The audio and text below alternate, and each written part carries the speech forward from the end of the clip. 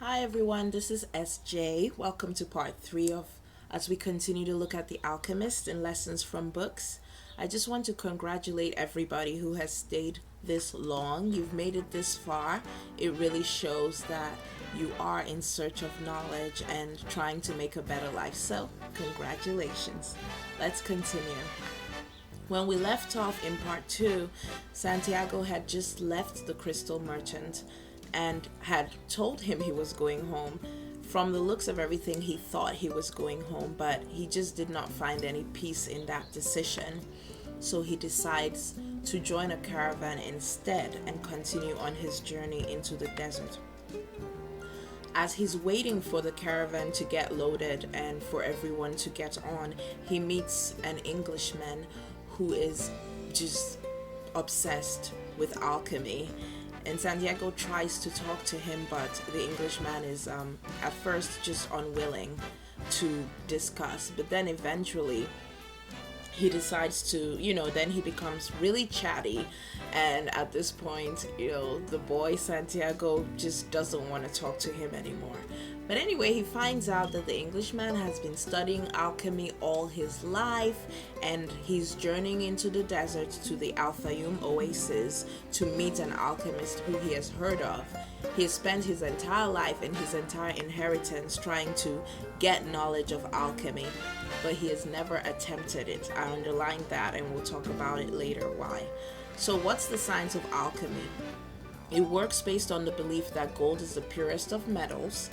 The renowned practitioners are the ones who can transform regular metals like lead into gold.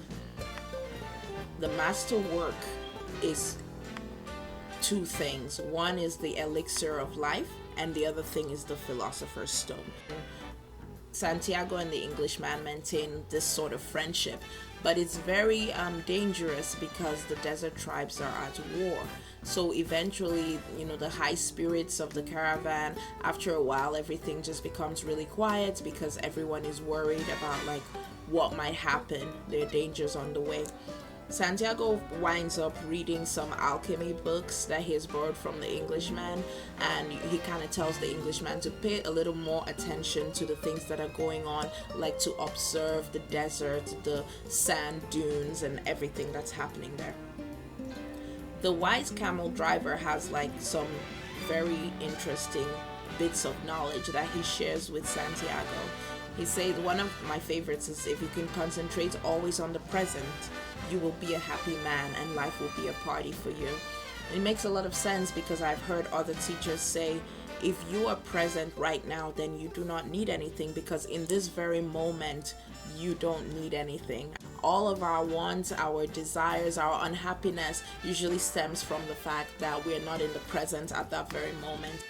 On reaching the oasis finally after a long journey, the caravan driver decides to suspend the rest of the journey to Egypt because of the tribal wars, and he informs everyone on the caravan that they will be living in the oasis until further notice.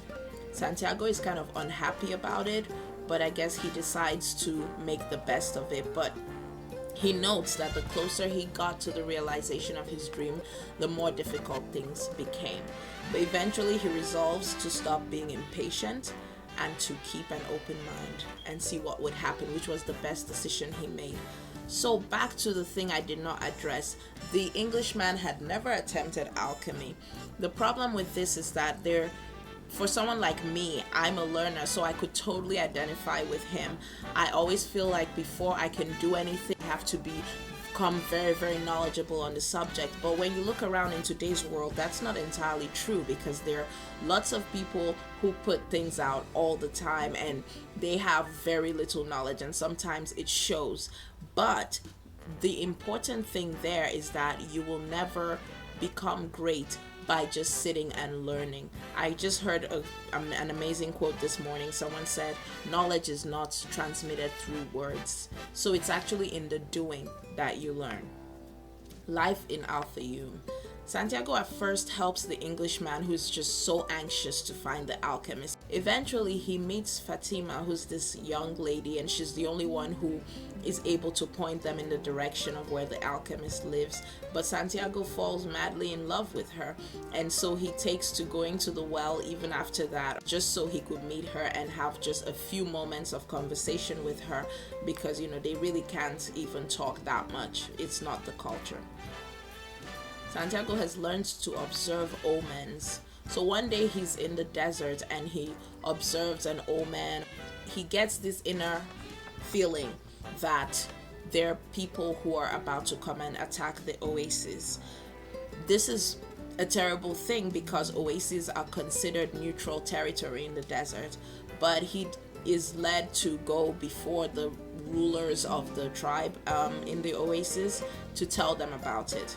They have a meeting and then they decide that every male will be armed the next day in preparation for these invaders. But he tells Santiago that weapons are like the desert, that they cannot be trusted, and so when you pull them out and don't use them, that they may not work the next time. So he says to Santiago, if nobody comes to invade us, then one of these weapons will be used on you.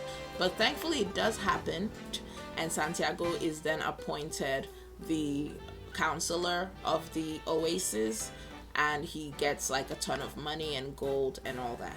So after that, the alchemist now approaches him.